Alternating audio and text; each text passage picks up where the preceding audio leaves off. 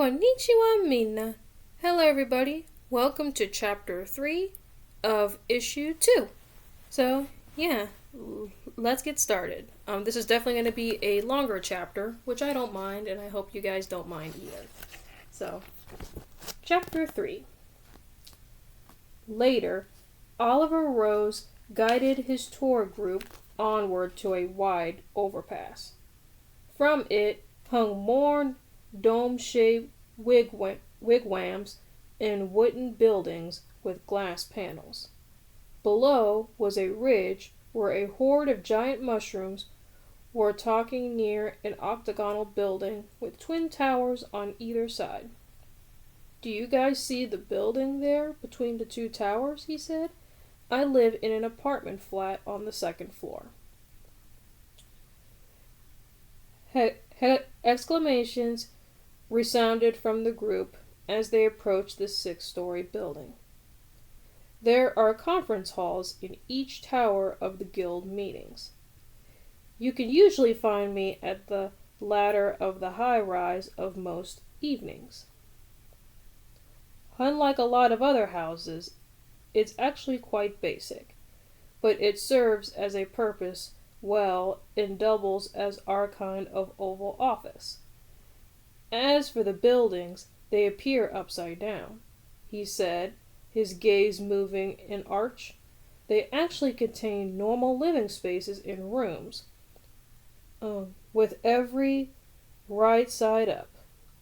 The glass windows and floors let you see out to make you feel like you're constantly drifting even when you're not. Some of the group responded with more chatter. Clearly impressed, the rest were focused on what lay beyond the overpass. Feel free to familiarize yourself with the living quarters and meeting locations later. Should you decide to join our guild, follow me, if you are ready to see the heart of the city. But most of the people were already drifting towards it, drawn to it like a magnet, like moths to a flame. Oliver chuckled to himself and sped on ahead, but his tour didn't fall far behind. Everyone was eager to see the massive white rose at the center of the city. And see it they did. The towering hundreds of feet over everything in the forest is like a shining monument. The humongous white rose swayed gently back and forth under its own weight. Glistening white petals that were each the size of a building orbited the flower, slowly floating around its base. The plant's stem had a circumference nearly the length of a football field. The crowd's reactions ranged from boisterous glee to a silent delight. The exclamatory remarks intermixed with the din of the forest, to the point where Oliver just smiled and waited several minutes for everyone to settle down. "Welcome to the heart of Treeforge," said the white-eyed guild leader at last. "This rose was my gift to the guild for appointing me as the leader, of course. I didn't create it alone, as my powers from Cerealia weren't enough. That would have gotten him bombarded with questions and strange looks, but the people were too preoccupied with the phenomenon before them. It's quite difficult to explain its many purposes," Ollie continued. "It is essentially an extension of the nebula infused into trees around here. Should this place ever be invaded and Eventide decides to destroy it, this rose will act as a sort of force field to preserve the heart of the city if the worst was come to pass." "What about those?" asked someone, pointing at one of the massive petals floating nearby. "The petals are indicators. Each time one falls, it's caught up in the rose gravitational pull.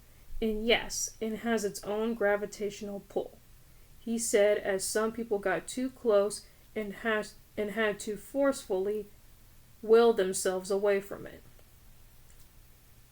It alerts us to catastrophic events across eventide in real time, since the plant's roots had been integrated so deeply into the planet's core. Oliver drifted sideways around the massive base at a safe distance, and the crowd followed. The rose on his neck ruffled slightly as it reacted. It's beautiful. But it can also be deadly. As if right on cue, a fresh petal tore itself away from the massive top, falling into a new place with a pulse that caused the air to rumble. All of the drifters, except for Oliver, backed away in a hurry, distancing themselves even more. Don't worry, explained Oliver Rose, trying to speak up for those far away to hear. Most of the events as of late are related to mass freezing by Shardvale.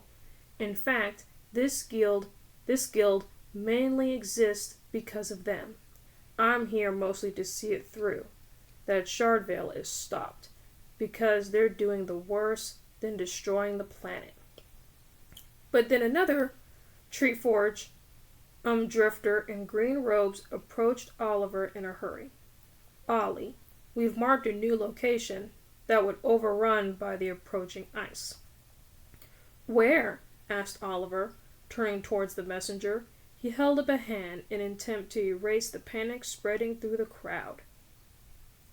The land between the east side of Vendetta Plateau and the ocean over there were uncovered and appears to be a Dragonis evacuation site beneath some of the ice. It is presumably abandoned at the first sign of threat, replied Treeforge Drifter. Are any of Crystallis force in the area? No, sir. Any shard folk that were summoned to speed up the freezing process have since moved on. The entire island is completely blanketed in ice. Very well, replied Oliver. I doubt they will stop at the plateau.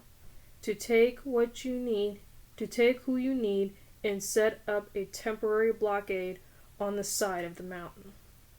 I also want you to send another party to chip away the evacuation site to see if we can uncover any clues as to what they were doing. Yes, sir, agreed the Treeforge Drifter before flying away. Oliver turned back to his guest. But no need to panic, said Oliver loudly. This is an everyday occurrence for us, and it is why I'd be so glad if that you join our cause. The other guilds are very aware that the fact that shardfolk are plunging entire sections of the planet into an icy slumber. But most of them couldn't care less unless the ice encroaches in their own territories. Crystallis is a tyrant who created a shardfolk guild for the sole purpose of removing all purpose. We must rally to preserve not only our forests, but all forms of life on Eventide. It took several moments for the tour group to settle down and listen to what Oliver was saying. Oliver elaborated as the crowd came back. Teamwork is the key. I believe we have a purpose. If you were to fight a cause, why not this one? As recruitment day came to an end, Oliver Rose let Treeforge guests play and interact with the forest creatures. Kids mainly gravitated towards mushfolk, especially the smaller mushrooms. Others aggravated the tree folk throughout the complex or hung around chatting and existing Treeforge members. A couple people, however, were seen as they backed away from the aggressive tree folk heading towards them. If caught Oliver's eye, not because they were surprised, but because they seemed authentically scared. Had had he seen that the type of thing before, Oliver would have dismissed it and saved for the fact that they were backing away on foot, too frightened to fly away. The guest drifters grew more visibly upset with each passing second. Oliver had not seen that particular tree folk before, which is unusual, but not impossible. Eventide regularly sprouted new and interesting trees of characteristics of their own, but this one clearly wasn't natural. It can't be from Eventide, he thought, because it has a face. The tour group parted down the middle as the panic-stricken drifters who first encountered the menacing tree hurried to get lost in the safety of the crowd. Oliver's heartbeat quickened as he jumped in front of the tree folk's path. "Stop," he commanded, raising his halberd. But the tree folk did not stop. It continued dragging itself by its own feet, blue eyes flickering, if it had no mouth. People's attention shifted to an upright life form fast approaching Tree Forge's leader. "I demand you stop this instant!" In a blink of an eye, the blue-eyed tree folk swiped the guild leader aside, its reach longer than anticipated. That got a collective gasp from the crowd, who parted further as the tree folk encroached in their space. A dozen of friendly tree folk and mush folk rushed into the fray to protect the drifters, but they were quickly stopped in their tracks.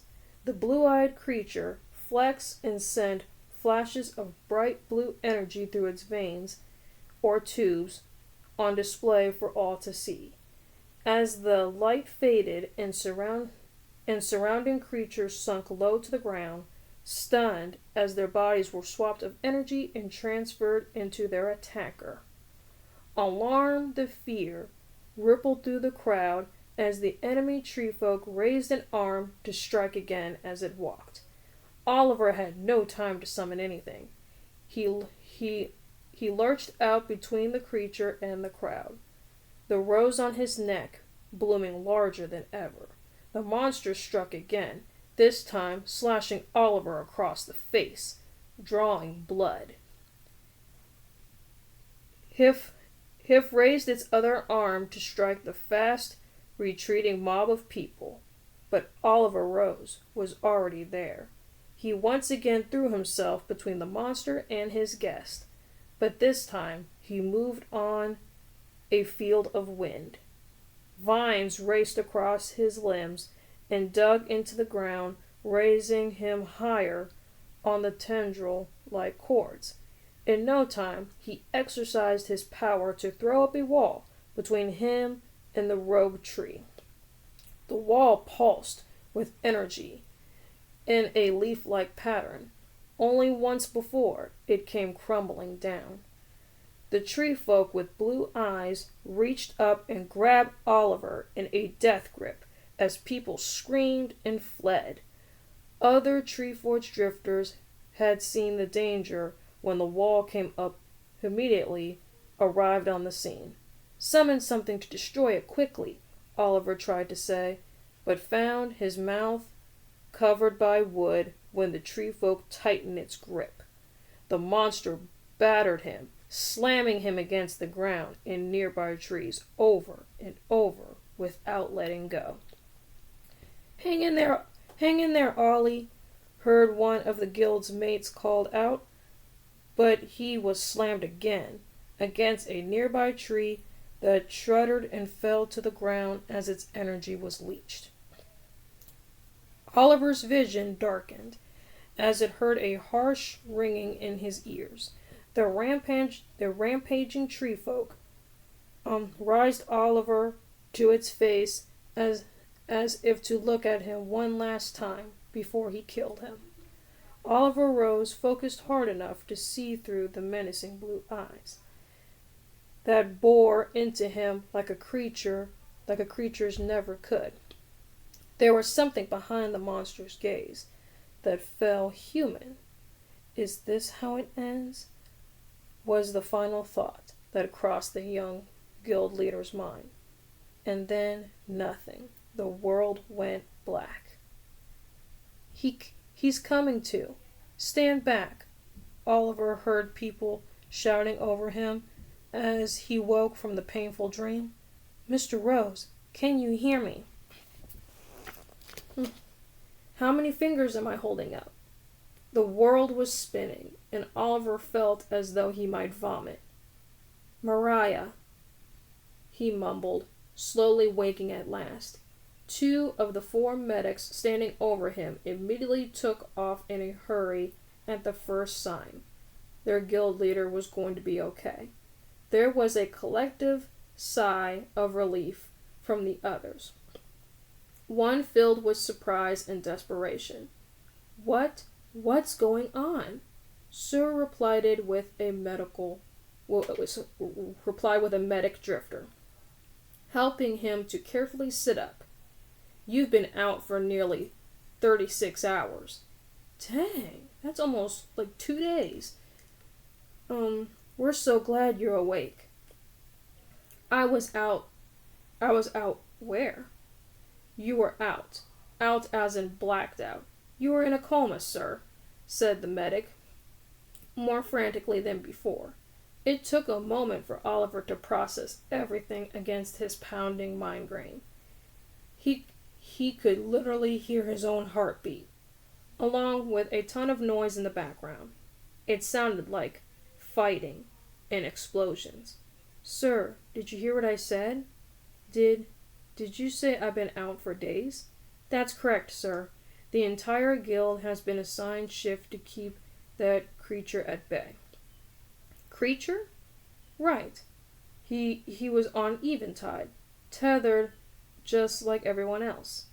Sir, normally I wouldn't ask you to fight in this condition, but fight? Of course. The hostile tree folk. It came rushing back to him over his headache. Days? I'm sorry, sir, said the drifter near the medic, who was out of breath, but I finally managed to activate the heart with the help of Mr. Brown and Mrs. Whelms. They're adjusting to it. Match the target's course now. Heart? As in heart of Treeforge? That got Oliver to his feet. A bet very clumsily.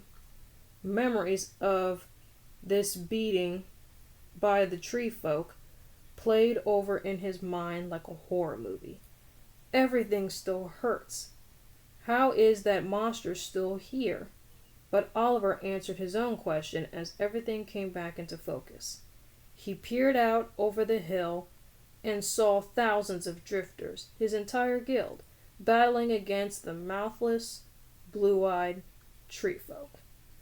We are quickly approaching the 2-day mark, said the medic. Nobody's really slept, but we're moving in shifts so that those front lines can eat and get the rest they can afford. Oliver couldn't believe it. The violent tree folk had never seen before was attempted to wipe out their entire guild they've only been keeping at bay. I'm sorry, sir, grieved the medic, before turning to a female drifter who'd arrive at the hilltop, equally disheveled and awaiting others. I've been told to clear the area of our party and told them to fire at the heart at once.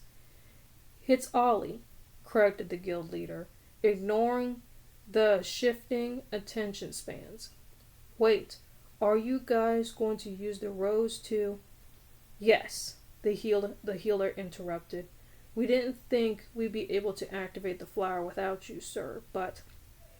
It's Ollie. He couldn't believe his guild would be so reckless without him. Right, Ollie. I apologize, but that weapon is our only chance to vanish this monster. Vanish? Of course, thought Ollie. You guys can't just use the rose to blast that creature into oblivion. There would be too much recoil. It meant to be a shield, not a weapon. Several people named Ollie on the hilltop stopped at their tracks and stared at him. Informed the temporaries of Oliver Rose is awake and reinstated immediately, said the other medic. Someone nodded and flew off. Where are other guests from recruitment day? Asked Ollie, rubbing his eyes. They were safely escorted away right after we lost you. No other guilds have offered to help, and we're sure word has spread by now of the intruder. It's just crazy to think how powerful this thing is. We've never seen another creature like this before. How are they managing? Asked Oliver, looking down at the entire gathering of Treeforge Guild, besides those resting in the distance. Battling against a single tree. It wasn't even a big tree either, only slightly larger than a human. The creature's brute force, the way it moves, the look in his eyes, thought Oliver. It can't be. The drifters are each summoning multiple creatures at once and hitting it with all they've got. The Treeforge convoy is allowing them to loop the assault, but each wave fires quickly. The monstrosity is somewhere able to extract energy from everything around it to give itself more power. Every time we weaken it, the thing comes back stronger than before. Have you tried siphoning the energy back out of it? Yes, we've tried everything. At first, we thought it was here for no reason, but then it started heading for the heart at around the 10-hour mark. So we mounted an all-out attack effort to redirect it away from the rows at the center of the city. We don't know what else to do. It won't go down. Oliver fested his drifting prowess over the hillside. Several advisors in low. He could still fight. Mr. Brown and Mr. Wilms will make short work of this. Save your strength, Ollie. No, snapped Oliver. Tell John and Carter to stand down. Give me the chance to stop this creature myself. But, sir, you were almost killed. I said stand down. I just need to get one last look at it, up close for sure. If I'm right, and I hope for everyone's sake I'm not, then we won't need to use the Heart of Treeforge at all. The drifters, following him, looked at him incredulous and said, "But there's something else you need to know about it." The guild leader took off towards the battle. The medics and the other advisors ensure of whether or not to follow. After it harbors enough energy, it explodes. They called after him. So yeah, guys, I hope you guys enjoyed chapter 3 of issue 2 of the Exodus magazine. Really, really good chapter. So we know that creature that they're talking about. They're talking about Carcerary. And Carcerary is just beating the crap out of Oliver. Like, Oliver was in a coma for almost 2 days. That is crazy. And then we know that Carcerary can suck the energy from other mush folk and tree folk to make himself more stronger. And then Oliver, being the rebel, he's all like, I don't care if I was almost killed. I'm still going to go after that thing. So, you gotta love Oliver for that. So yeah, guys, please leave a comment, like, and subscribe, and let me know what you guys think of chapter 3 below. And I will see you in chapter 4. Bye, bye.